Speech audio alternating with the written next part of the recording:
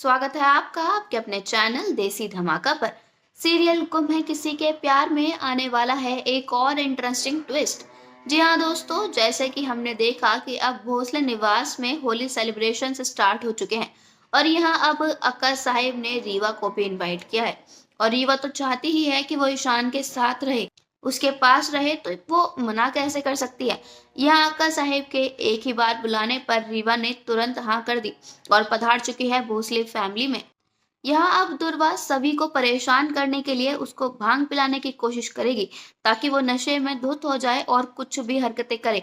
दुर्वा चाहती है कि सभी नशे में कुछ ऐसी बातें बोल दे, कुछ ऐसी हरकतें कर दे जिससे कि घर वाले उसे तुरंत ही घर से बाहर निकाल दे।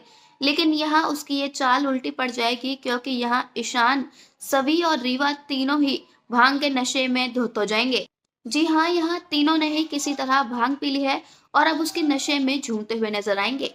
अब जब यहाँ रीवा सिंदूर लेकर आ गई है तो उसने देखा है कि ईशान तो सभी के साथ है, उन दोनों की कुछ अपनी ही बातें चल रही हैं।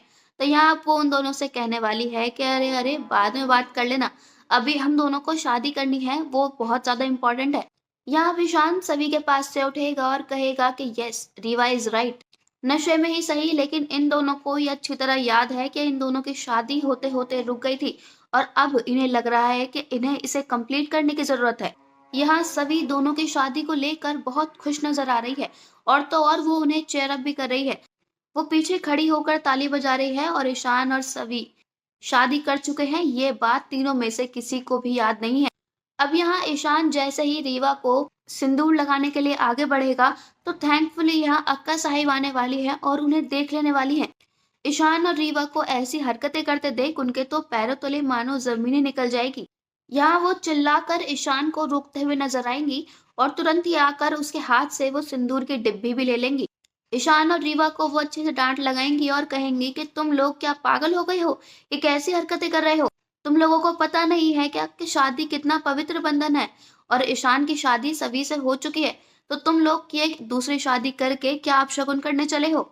ईशान यहाँ अक्का साहिब से कहेगा कि अक्का साहिब आप ये क्या कर रही हैं, आपने मेरे हाथ से डिब्बी क्यों ले ली, आपने मेरी और रीवा की शादी क्यों रोक दी बीच में ही, मैं तो रीवा से कब से शादी करना चाहता हूँ, तो फिर आप मुझे इससे शादी क्यों नहीं करने दे रही हैं।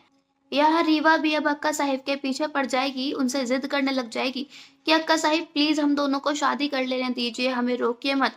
सभी तो पीछे अब अपने अलग नशे में है, उसे इन सब से अब कोई मतलब नहीं है। यहाँ अब अक्का साहिब इन तीनों की हालत देखकर समझ जाएंगी कि इन तीनों ने जरूर भांग पी ली है और इनसे अब नशा टॉलरेट नहीं हो रहा है।